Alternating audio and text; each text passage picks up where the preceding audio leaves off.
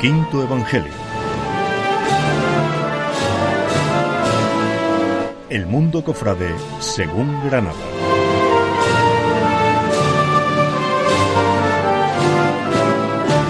Quinto Evangelio. Tu programa de radio.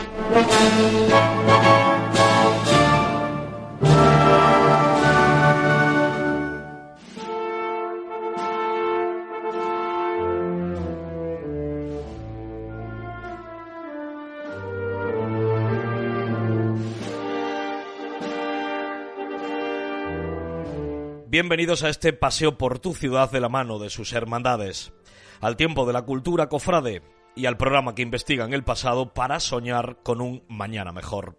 Frenético, apasionado y decidido a conmoverte, este equipo de 21 personas aparece otra semana con el objetivo de no dar nada nunca por sabido, de asegurar lo mucho que nos queda por conocer y de amar profundamente este mágico universo de los cofrades que piensan en Granada cada instante de sus días. Comienza Quinto Evangelio.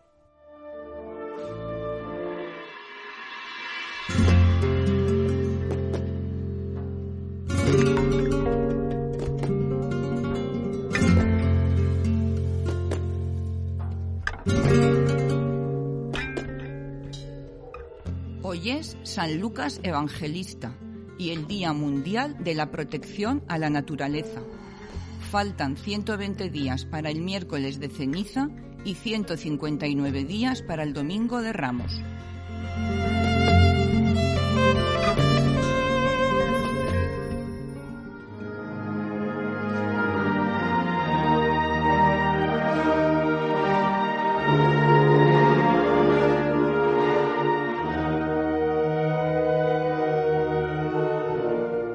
El conocimiento de cada una de las fechas que han dejado una huella insondable en la ciudad será siempre un propósito de este programa. El itinerario de la historia lo estudia y lo exponen Alicia Badía, Víctor Burgos e Inmaculada Nocete. La festividad de San Lucas, Yusuf I y Diego Hurtado de Mendoza son heraldos del gran acontecimiento. Felicidades a los devotos del Señor de la Humildad. Ya lleva 333 años siendo el dócil monarca de mercedarios y dominicos. La cultura se entrega siempre de tres en tres. Curiosidades, singularidades y un ¿sabías qué? Nos la acercan Beatriz López y Rocío Ortiz. Hoy la atestiguan en torno a la verdad difuminada y confundida de las coronaciones canónicas y evocando a los hermanos del Vía Crucis, los cofrades de Granada que más han orado en la historia. 11 titulares en total para los devotos de un albaicín con quienes nació la Semana Santa contemporánea. Escuchar la voz de la ciudad sin parangón, una delicia sorpresiva, no es otra que la de José Luis Domenech. Es hoy la protesta y la demanda por el origen de nuestros términos y de un argot histórico. Y como catarata de enseñanzas y lecciones, el catedrático López Guadalupe nos lleva al Carmen de los Mártires y a la Fundación Cofrade de San Juan de la Cruz. El doctor Peinado pasea por la figura de San Lucas, atentos a cuanto cuenta, y nos vamos a Nueva York de la mano de Adrián Contreras. Llega el profesor Juan Jesús López para valorar y ponderar a los escultores Azaustre y Barbero. Con el doctor Palomino descubriremos un púlpito como fuente de inspiración creativa y la genial Carmen Bermúdez nos abre los ojos de la obra de arte. ¿Qué es? ¿Para qué sirve? Esto es el patrimonio que hemos de conservar. El tiempo toca en Álvaro Abril, el que nos pauta dónde está el estilo y la estética más avasalladora para el futuro del patrimonio cofrade granadino. Te vamos a hacer caso. Oasis de literatura en la voz del poeta y pregonero José Manuel Viedma y los sueños de Noemí Toral, que son a veces disparos de coherencia tan necesaria. Para cuando Susana Rodríguez te cuente lo que opina, lo que ha dicho de tu ciudad alguna personalidad del mundo, tú ya sabes que en la ciudad de la magia, la fe y la cultura terminan siendo una misma cosa. Firma la actualidad Francisco Starli. Hace posible que te llegue el programa el solícito Francisco Wynn y completa esta nómina de 21 profesionales nuestro particular prioste Jesús Ortiz. Escuchas el sexto programa del sexto año. la edición 180 de Quinto Evangelio. Acuérdate de una cosa, hay tanto por contar como por escribir. Ayer es mañana y tú estás invitado a disfrutar de esta entrega y a ponerla en práctica. Gracias, amigo, por ser parte de Quinto Evangelio.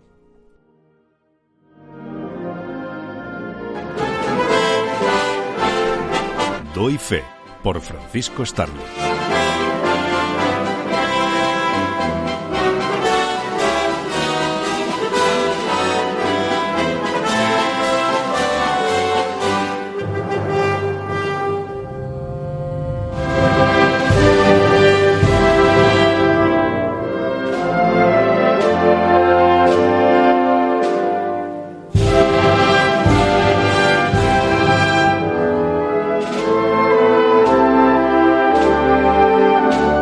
Vivimos tan ajenos a nuestra historia, cuando no la retorcemos, que aún hoy la generalidad tiene como única en el acervo devocional granadino a Nuestra Madre y Señora de la Consolación, titular de la Hermandad del Sagrado Protector, cuando la agustina vocación viene a ser una de las más antiguas y pródigas de entre nuestras veneraciones. Baste con citar el Albaycinero Convento de Loreto, San Francisco Casagrande, San Ildefonso, San Juan de Letrán, en las que han contado con imágenes y cofradías a ellas dedicadas, o la que recientemente se pretende recuperar en San Matías. La que a día de hoy ensalzamos en el convento del Santo Ángel y conforme a las reglas de su hermandad ha recibido culto en triduo y el domingo 16 solemne función con una exquisita presentación, marca de la priostía de la cofradía del Lunes Santo. A los pies del Santo Crucifijo de San Agustín, entre una completa y adecuada disposición de candelería, en cuyo arranque de cada paño se presentaban las imágenes del Santo Ángel Custodio y San Miguel Arcángel, la Dolorosa presidía con un muy bien elaborado tocado de tul blanco de su vestidor Francisco Garbí, vestida con el terno negro que bordó Felicitación Gaviero y coronada con la presea que para el 25 aniversario de su bendición diseñó y cinceló el orfebre Alberto Quirós. El mismo que ha restaurado y enriquecido la argéntea corona que en agosto de 1885 recibía Nuestra Señora de la Soledad de Mena y con la que el próximo 1 de noviembre se prevé coronarla. Fue presentada por el comisario de la coronación, Cecilio Cabello, con las especificaciones del autor el pasado viernes 14 en la sala capitular del convento de San Jerónimo. A la par y del mismo taller se expuso la restauración de la diadema del orfebre Manuel de los Ríos, en origen complemento de otra corona que en adelante será de uso independiente, y de un lirio, también en plata, del mismo autor, para las benditas manos de la Dolorosa. Ya se encuentra abierta en el que fuera convento de San Bernardo y hasta el próximo 15 de noviembre la exposición fotográfica Pater Noster del fotógrafo Francisco Jiménez Urbano, Frankie Urbano, que nos propone la contemplación de 30 instantáneas en las que reproduce imágenes de Cristo, titulares de hermandades de penitencia de Granada, Málaga, Sevilla y Murcia, que para él tienen un especial encanto.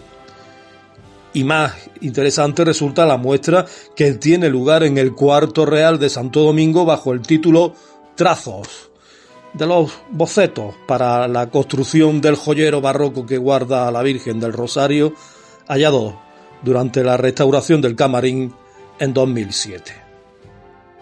Y celebrado cabildo de elecciones en la Hermandad del Señor del Amor y la Entrega y María Santísima de la Concepción, la única candidatura que concurría, encabezada por el que viene siendo hasta ahora hermano mayor, y lo va a seguir en adelante, José Arcolla, pues recibió el respaldo mayoritario con 51 votos a favor, 2 fueron abstenciones y 1 en contra.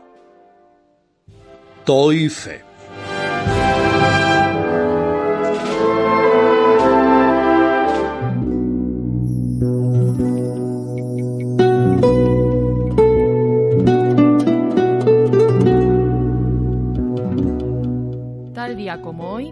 1365, hace 657 años, fue asesinado el rey Yusuf I, creador del Palacio de Comares, la Puerta de la Justicia o la Universidad Madraza, que fue comparada con Bolonia y Oxford.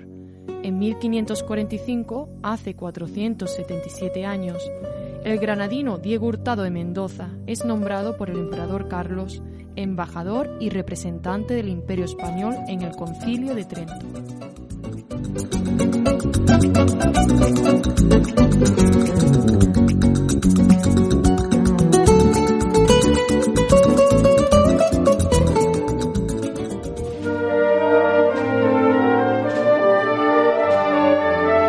El guardián de la memoria, con Miguel Luis López Guadalupe.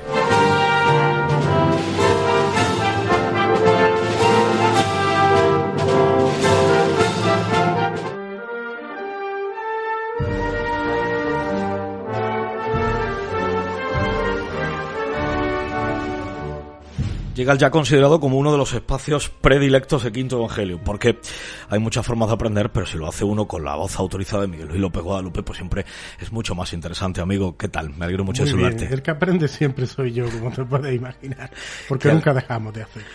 Malo el día que lo hagamos. Mira, hablábamos, si no recuerdo mal, en el anterior programa de Pedro Guerrero, este arzobispo que pasó por Trento y que fue quizá el primero en codificar una serie de advertencias cofrades para la diócesis de Granada. En 1573 un decreto firmado por él, ratificado por él, prohíbe ejecutar imágenes de vestir. Y ahora es cuando viene una de las preguntas quizás más icónicas. ¿Esto explicaría la tradición de la talla completa en la imaginería procesional granadina? Bueno, yo creo que esto tiene mucho más que ver con los gustos artísticos. Aquella imaginería de las cofradías postridentinas de las últimas décadas del siglo XVI beben del romanismo, del Renacimiento, de los grandes modelos de Miguel Ángel y de los grandes autores españoles. Siempre una imagen tallada tenía mucha más solemnidad, mucha más proyección, una estética rotunda como solía tener. Ahora, el hecho de vestirla las humanizaba, las acercaba al pueblo, y esto se va a poner de moda. Lo que ocurre es que no siempre lo hacía de una manera decorosa. ¿Por qué? Porque a lo mejor eran vestimentas impropias, vestidos regalados por grandes damas que luego se veían en las devanaderas de aquellas imágenes de vestir. Aquello degradaba en sí la obra de arte. Hoy para nosotros es una manera también de expresión artística, muy cofrade, y ya lo era entonces. No, yo creo que digamos que cada taller pues impone su estética, y si el creador de la imaginería procesional andaluza es Pablo de Rojas, pues él puso modelos de imágenes completamente talladas, ¿no? Luego ya vendría pues el paso hacia la imagen de vestir, pero en un principio no creo que las normas incidieran directamente. Si bien es verdad que aquellas normas diocesanas decían que de cada imagen sagrada, de cada santo, tenía que haber un modelo, y que cada nueva obra tenía que ajustarse a él. Es decir, que había pues como una especie de veedores que estaban en la obligación de velar para que la imagen cumpliera el decoro que se requería. Oye, no me voy a perder la oportunidad de recordar que hace 3 días era la fiesta de Santa Teresa, y que en el tiempo de las disciplinantes, de las hermandades de verdadera penitencia, tal y como nosotros hoy no las entendemos, hay unas reglas redactadas por el mismo San Juan de la Cruz. Aunque sea de forma muy breve, el Nazareno de los Mártires aparece de repente en el panorama cofrade granadino y todo cambia, Miguel Luis. Bueno, ciertamente intuimos la mano de San Juan de la Cruz detrás de estas reglas, porque son muy distintas a lo que había hasta entonces, y porque era prior del convento de Granada. Fíjate que en torno a 7-8 años, de 1575 a 1582, van a aparecer 8 cofradías, una detrás de otra: la sangre, la inspiración, la humildad, la paciencia, las ánimas, el huerto, la pasión. 7 de sangre roja y una hermandad morada. Y esta es la Hermandad de Jesús Nazareno. Cierra el ciclo con una originalidad contundente. No se trata de la imitación cruenta con derramamiento de sangre, sino del seguimiento de Jesús. Toma la cruz y sígueme. Hay un fondo doctrinal muy importante detrás de las cofradías de Jesús Nazareno. De todas formas, no obedecen solo a este impulso de los carmelitas descalzos. Sabemos que también tiene su origen en la devoción al dulce nombre de Jesús, ligado sobre todo a la orden de predicadores. Pero ciertamente San Juan de la Cruz imprime un sello muy particular a estas cofradías que las hacen completamente distintas y novedosas. Tengo tantas dudas que preguntarte que lo haré en siguientes programas. Evidentemente el tiempo es oro. Lo que me ha quedado claro es una cosa: la década de los 80, da igual que sea el siglo XX que el XVI, qué propicia es para fundar cofradías en Granada. Sí, se repite en el tiempo. Se repite en el tiempo. Miguel Luis, gracias de corazón, un fortísimo abrazo. A ti siempre.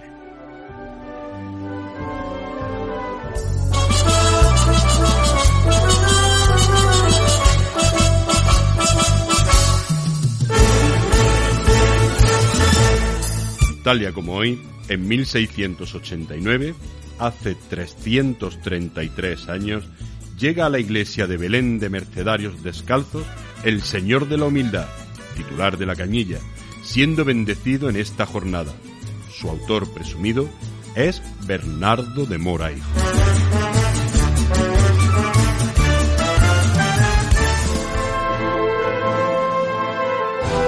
Granada al descubierto, por Isaac Palomino Ruiz.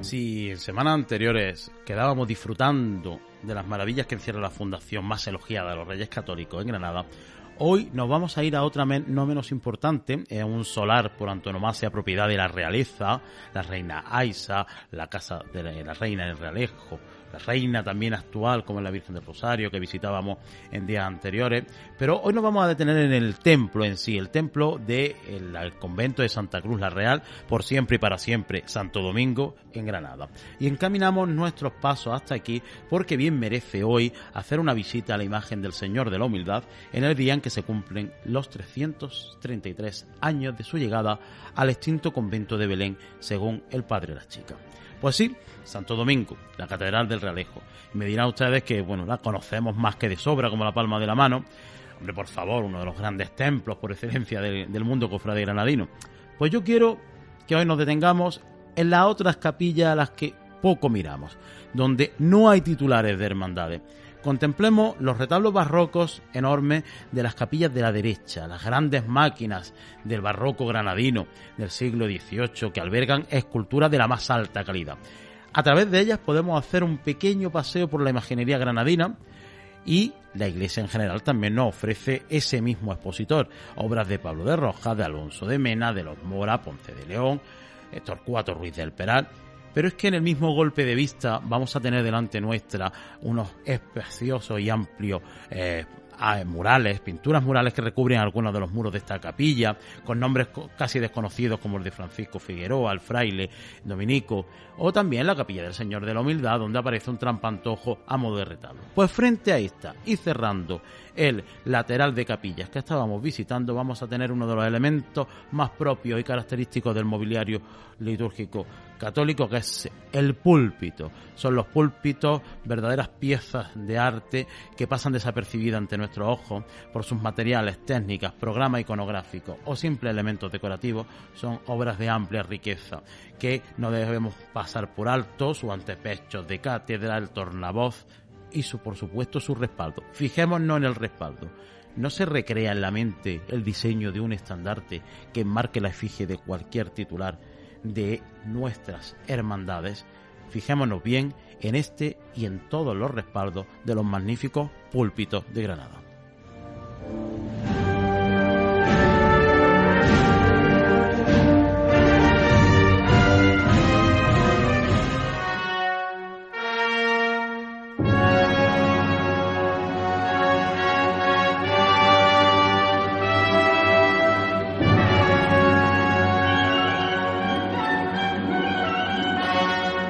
Tengo que llenarme de Granada hasta la boca. Iremos todos los otoños a Granada. Juan Ramón Jiménez, Premio Nobel de Literatura.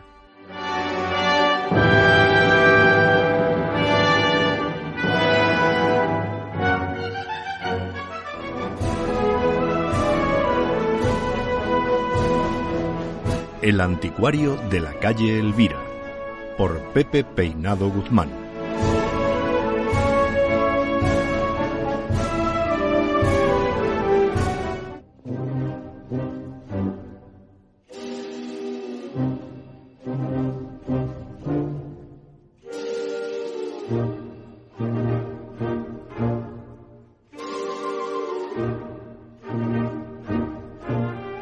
Buenas, don David.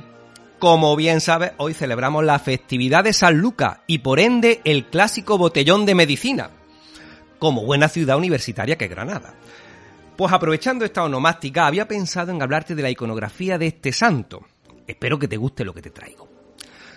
Lo primero que hay que decir es que este evangelista, junto con San Marcos, no era apóstol. Probablemente sí fuera un discípulo de primera generación.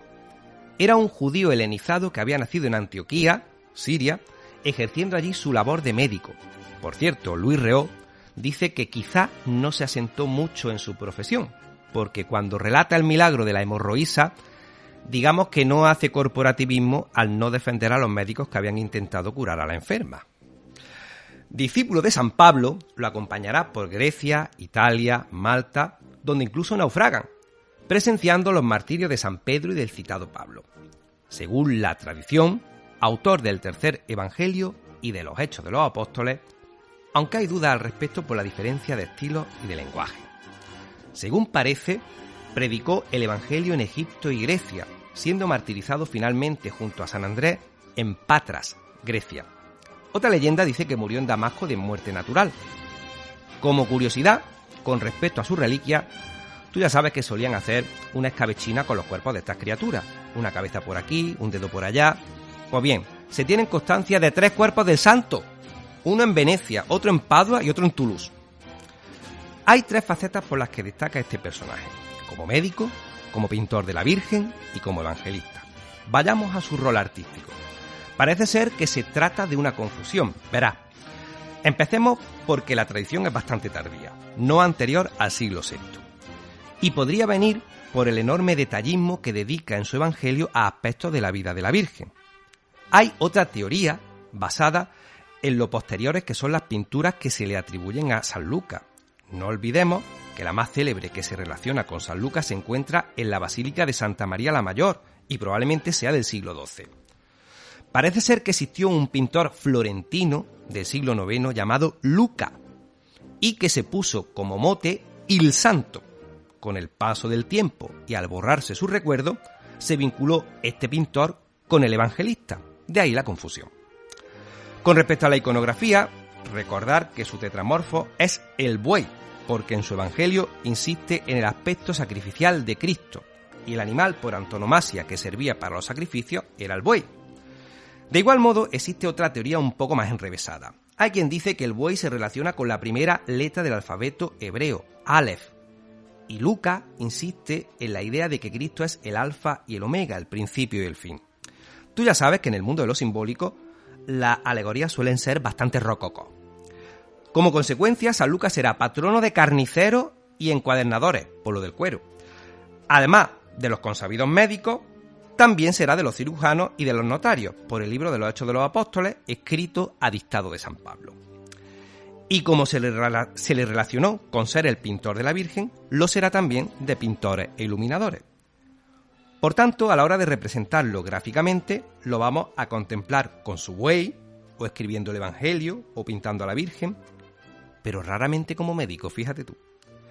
Y bueno, con esto termino la sección de hoy, así que espero que te haya gustado.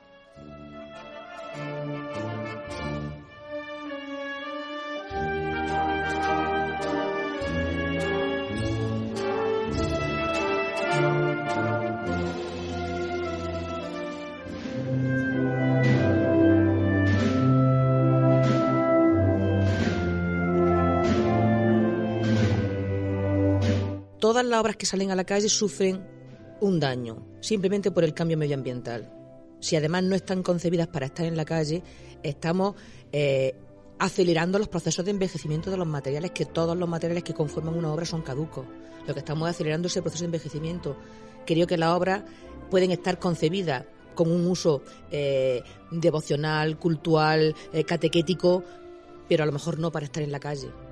En la calle pueden salir otras obras con otros materiales que estén concebidas específicamente para estar a la intemperie y que no sufran más daño.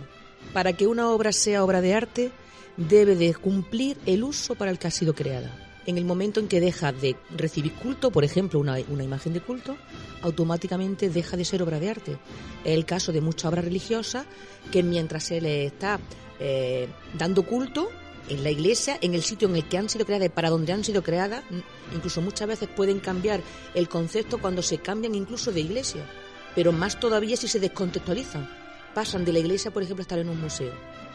En ese momento dejan de ser obras de arte, se convierten en un documento histórico de mucho valor, sobre todo dependiendo de la autoría, pero en el momento en que dejan de cumplir su uso o función para el que fueron creadas, dejan automáticamente de ser obras de arte.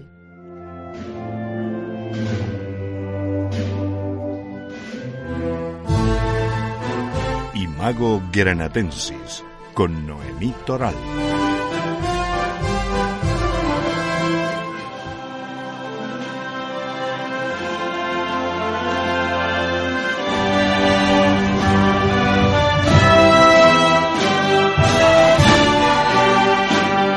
Que tú no lo veas no quiere decir que no pueda realizarse, que no exista no quiere decir que no deba existir.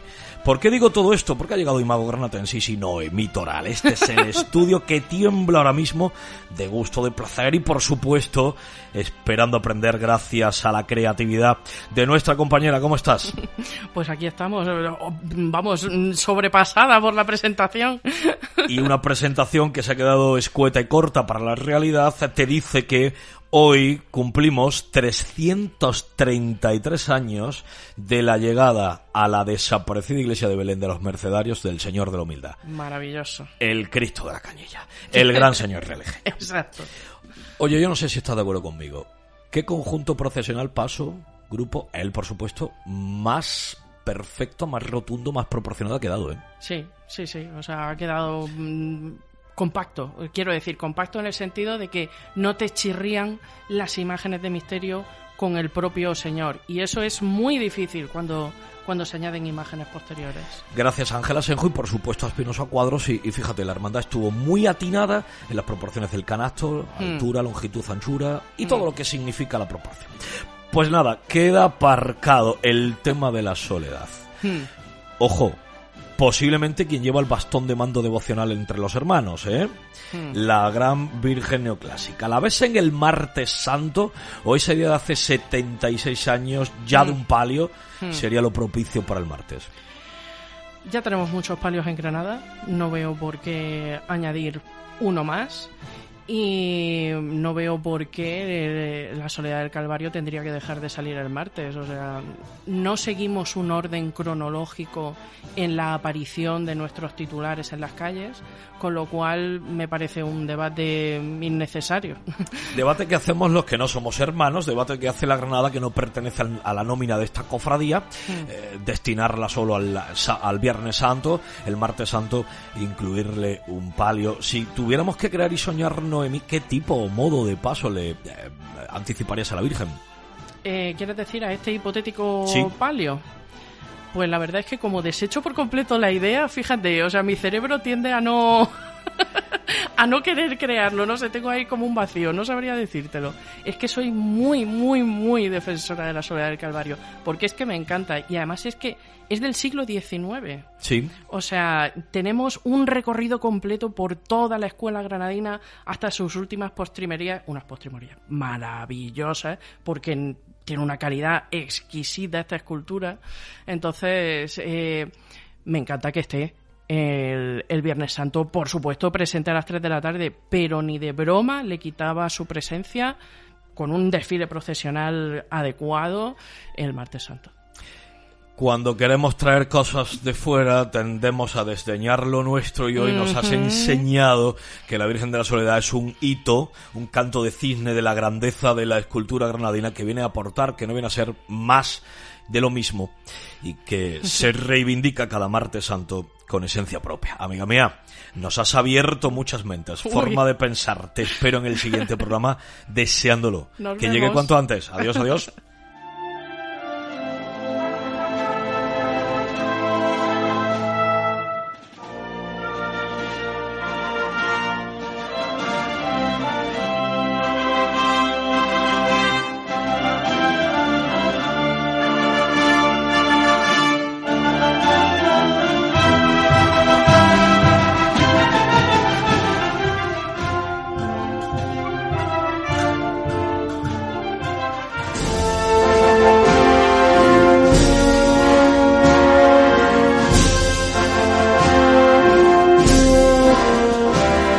¿Sabías que la primera vez que se usó el término vice para designar al sustituto del hermano mayor fue en 1917? Hasta entonces todas las cofradías granadinas emplearon el término de teniente de. La primera noticia la obtenemos en 1571 y con ello queda demostrado que Granada no importó el término de otros lugares, sino que incluyó uno menos exacto que el histórico teniente.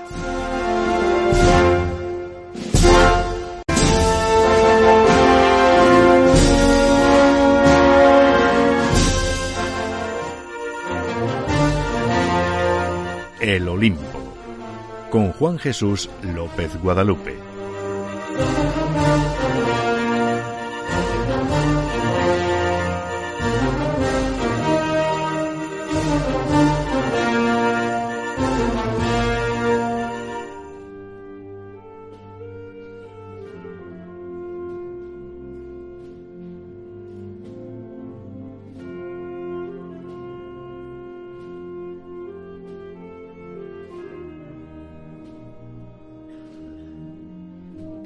En el Olimpo intentamos que todo aquello que a ti también te interesa y todo aquello que nos transmitas, pues venga a ser lo que forme parte del argumentario del profesor Juan Jesús López Guadalupe Muñoz. ¿Cómo estás, amigo? Me alegro muchísimo saludarte. Igualmente.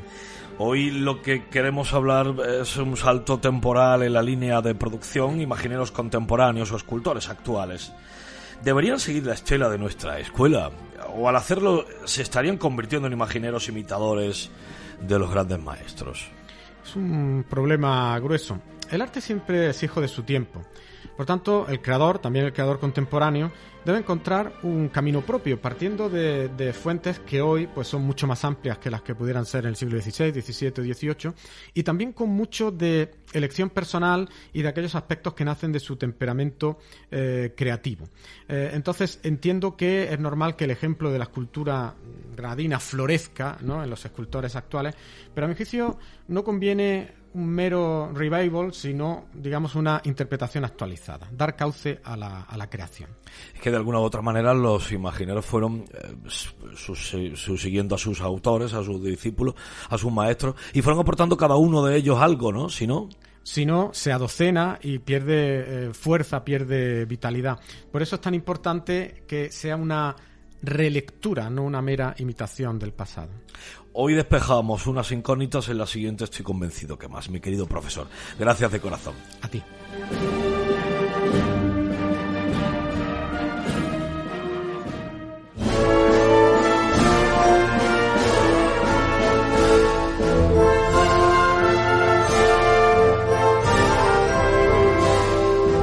Toda coronación canónica hasta 1984 era pontificia, porque le correspondía al Papa decidir si la imagen era merecedora de tal distinción. Desde 1984, esta facultad está conferida a las diócesis, por lo que es improbable que podamos llamarla, a pesar de que exista una carta de felicitación del Papa, pontificias. Por último, las coronaciones litúrgicas son las coronaciones canónicas. Son las únicas que reconoce la liturgia, a lo que se refieren quienes usan el término coronación litúrgica es a una imposición de una corona.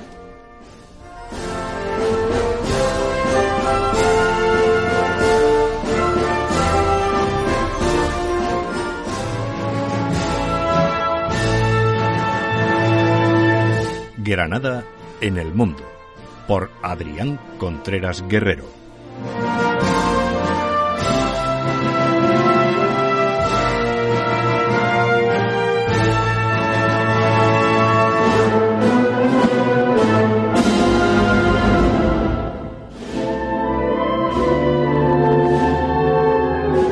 Una seda nazarí en Nueva York. Esta tela de seda se llama la seda de la Alhambra porque su diseño recuerda a los alicatados de los palacios nazaríes. Forma parte de un conjunto de telas que se conocen como telas a rayas de Granada. Es la única que se ha conservado íntegra con sus bordes y orillos, teniendo unas medidas de más de 2 metros, 237 en su lado largo por 152 en el otro. Es decir, como digo, más de 2 metros en su lado mayor. Motivos geométricos se presentan en esta tela, que también conocemos los granadinos, a base de estrellas de 8 puntas, almenas escalonadas y epigrafía.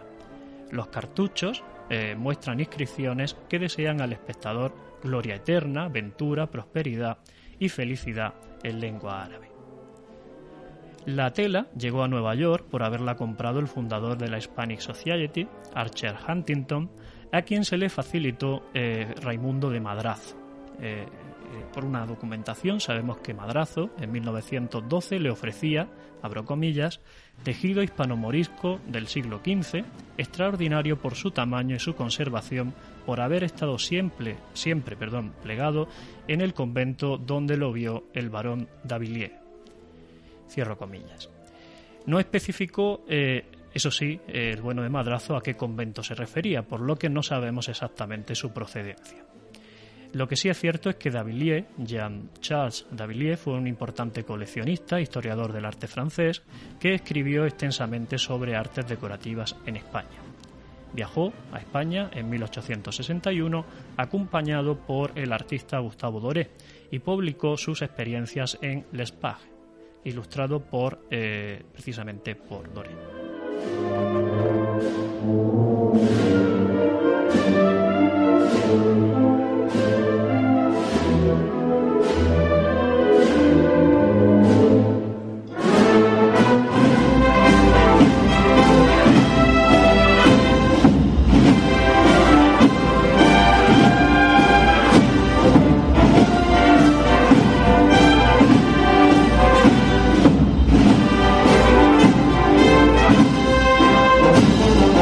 Dame, Granada, lo que te pido.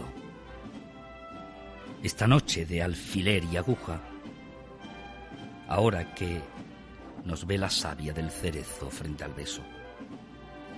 Dame, aunque me duela el agua de la fuente cuando calla, y de la reja la azucena de miel desnuda frente al bosque verde.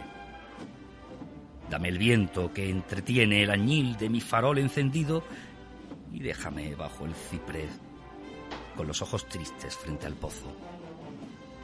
Busco una luna en el fondo, quizá una estrella bajo sus trenzas, unos ojos que no son los míos bajo un abanico de yedra. Dame el aire del albaicín, un postigo y su ventana abierta. En el pozo se queda el agua esperando mi sed cuando yo vuelva. Dame, Granada, tu vestido gris, y déjame verte desnuda cuando llueva. Bendita sea la cerillera que pregonaba cerillas que al quemarlas nada queda. Y yo, Granada, pregonando amor, derramando cera, tengo el alma embargada. Bendita sea la cerillera, bendita sea.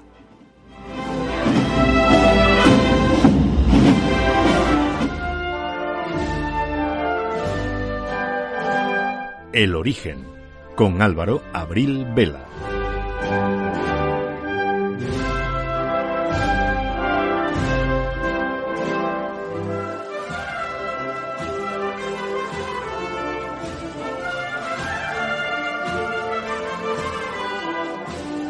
Es el momento en el que el arte cobra un protagonismo muy especial en este programa, pero ya no tanto el arte como qué se puede hacer con él. Mi querido Álvaro Abril Vela, origen de esta sección, ¿cómo estás? Muy bien, aquí estamos de nuevo, una semana más, y encantado de compartir este rato con todos los oyentes. Qué feliz estás haciendo a muchos que, también querían introducirse en la mente creativa de Álvaro Abril, pero muy especialmente en el consejo estético que podía darle a alguien que tiene el aval de su producción ya encima de la mesa, expuesto encima de la mesa. Hoy, Eco Granadino especial para despedir el programa. ¿Qué monumentos nuestros te servirían personalmente como inspiración para tu creación si trabajaras un diseño con destino a Granada? Pues lo he tocado casi todo, pero no me queda más que repetirme. Para mí serían sin duda la Capilla Real, la propia Alhambra y el monasterio de San Jerónimo. Este es posiblemente la Capilla Real, que es el primero que nos has dicho, es el que asumirías cuanto antes como ejemplo creativo. Tanto la arquitectura gótica como toda la retablística y escultura que hay de la época, sobre todo manierista, son un pozo de recursos inmenso para hurgar en ello y producir sin parar. Me sean muchos ahora mismo pensando, ¿y el arte nazarí? El arte nazarí me apasiona. Tuve la oportunidad de completar el Paso Santa María de la Alhambra con el proyecto del respiradero y faldón, pero también es necesaria una hermandad en Granada con esa estética y sobre todo llevarlo a los bordados, que en el caso de Santa María de la Alhambra pues no deja de ser un paso de misterio y se limita más por dimensiones y proporciones en ese aspecto. Déjame ahora que acuda a lo personal. Si te has perdido de todos, ¿dónde vamos a encontrar a Álvaro Abril? ¿En torno a qué monumento más evocador para Álvaro Abril vamos a encontrarlo? Quizás el que más me apabulla cuando entro en el interior de él, como te decía antes, sea el monasterio de San Jerónimo. La sensación de verticalidad, de pureza, de limpieza, a pesar de usar ese estilo renacentista tan rotundo, siempre me conmueve. Y yo ahora voy a hacer el esquema de todo buen estudiante, el gótico de Isabel y de Fernando, con el que se instaura una nueva época para Granada, el renacimiento más puro, el de Italia, y de golpe porrazo el manierismo, que no tiene nada que ver con el manido barroco. El nazareno se desdeña y aquí está el argumentario estético de Álvaro Abril. Hoy estoy en éxtasis, amigo. El mayor de los abrazos y hasta el martes que viene, hasta el próximo programa. Un abrazo para vosotros.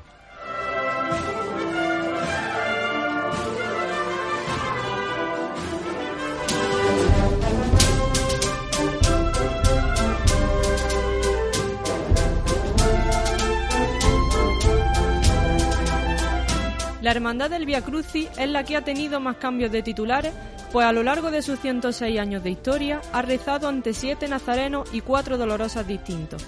Las dolorosas fueron la actual de las lágrimas, la de los reyes, la del refugio de los santos justos y la que luego se llamó refugio del convento de la Piedad.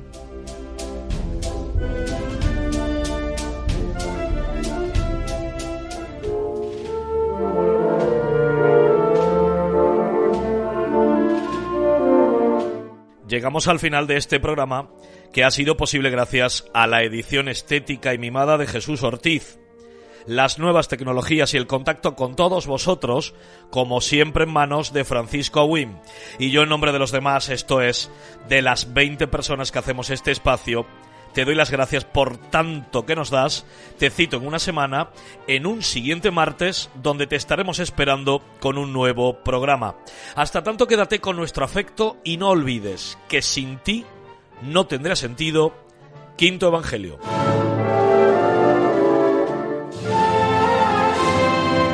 Quinto Evangelio. El mundo cofrade según Granada.